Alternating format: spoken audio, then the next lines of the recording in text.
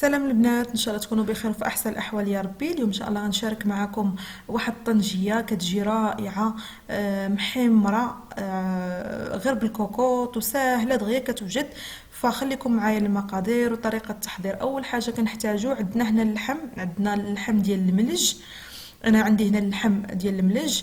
غادي نحتاجو معاه الزعفران شعره، غادي نحتاج معاه الكمون حبوب، عندي فصوص ديال الثومه، عندي الحامض مصير، واحد المعلقه ديال السمن الحر، غادي نحتاجو نص كاس ديال الزيت، وعندي كاس ديال الماء دافي.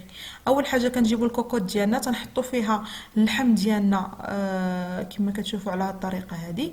من بعد غادي نحط عليها جميع العناصر.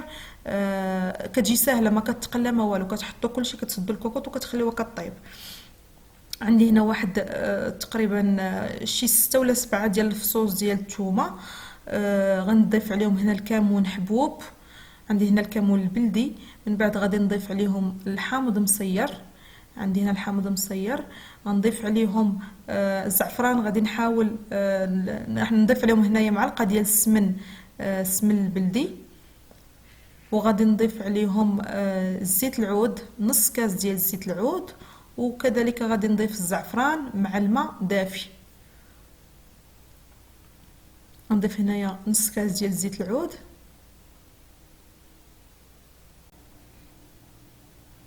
من بعد غادي نضيفو الماء دافي مع الزعفران.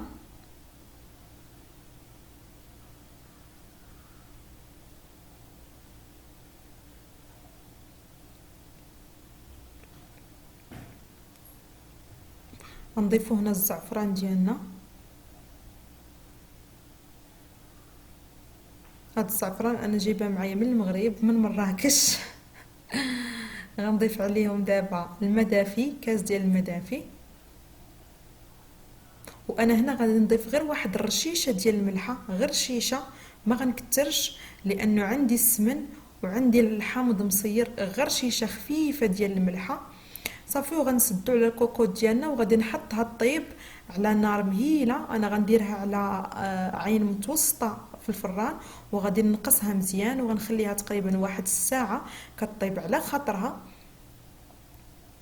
حتى كطيب لينا وكتنشف لينا من هذاك كاس الماء اللي حطيناه فيها صافي. وكتقدم بالصحه والراحه، كتجي رائعه هائله. اللحم كيجي مجمر صراحه، كتجي بنينه بزاف. كنتمنى تجربوها.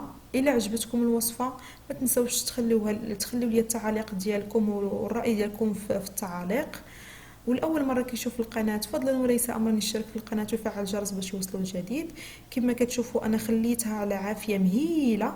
وهذه هي الطنجيه ديالنا من بعد ما وجدات. كنتمنى وصفه اليوم تنال اعجابكم، ونشوفكم ان شاء الله في وصفه قادمه باذن الله. مع السلامه.